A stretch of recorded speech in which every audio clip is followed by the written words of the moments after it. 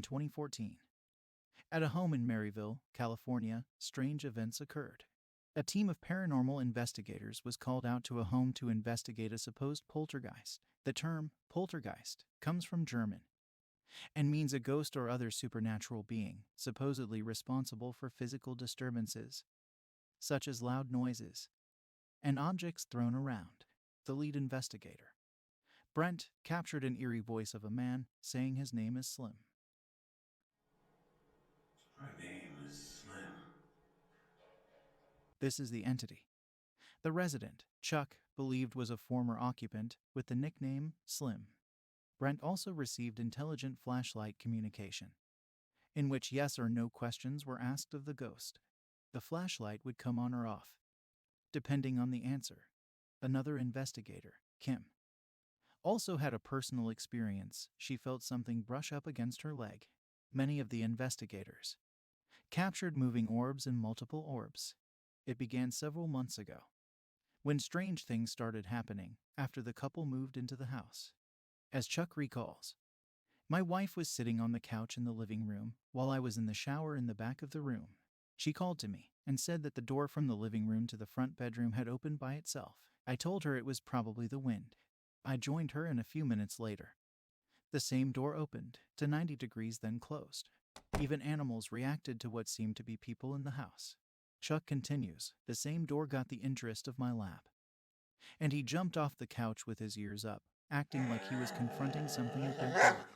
After about 10 minutes of sniffing and grumbling, his ears dropped, tail wagged, and he turned to go back to the couch. My brother asked me to watch his small dog. I was in the dining room and watched his dog jump off the couch and run to that same door, as to greet something or someone. Just a few minutes later, the dog turned and went back to the couch. Later, the couple was doing some remodeling and more strange events took place. As Chuck remembers, during the time when we were painting the bedroom, we had our bed in the living room. The living room was connected to the dining room, and my wife left for work at 4 a.m.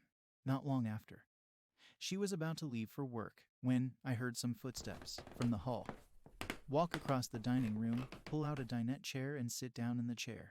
I called to my wife and told her she was late, but there was no one there. We removed the built-in china cabinet from the dining room wall and had it sitting in the middle of the dining room. An antique store owner and her son came over to collect doors and windows.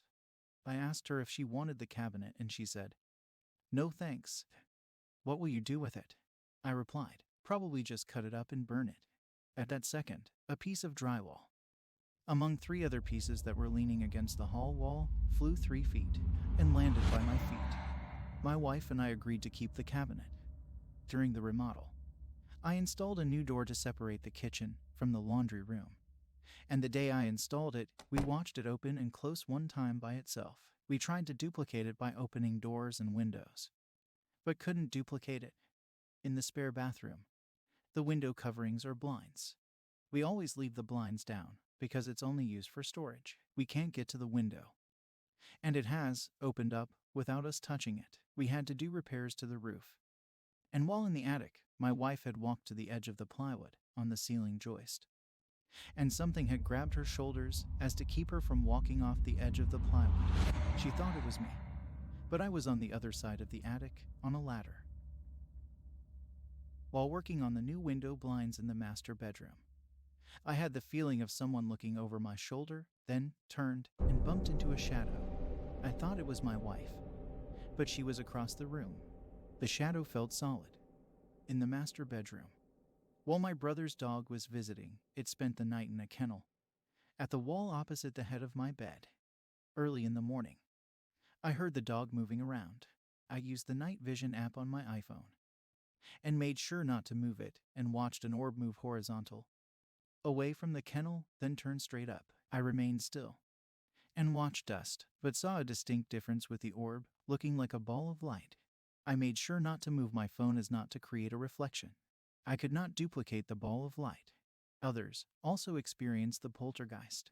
A plumber was working on pipes underneath the house when he thought he heard someone talking to him, only to realize that there was no one else on the property at that time.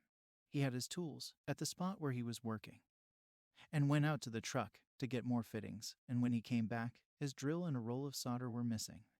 He looked around, went back to the truck, and couldn't find either item. He drove to the store, bought a new roll of solder, went back under the house, and found his first roll of solder along with his drill in the same spot he left it. On a different day, the plumber was working in the bathroom and left a brass fitting in a cardboard box by itself on the tailgate of Chuck's truck. When the plumber had asked for the brass fitting, they found the box was empty. After looking around for it, Chuck went back to the truck to close the tailgate and found the brass fitting alone in the box. On the second day, Brent, Deanna, and Melissa felt dizzy after this second round. Did the entities drain their energy?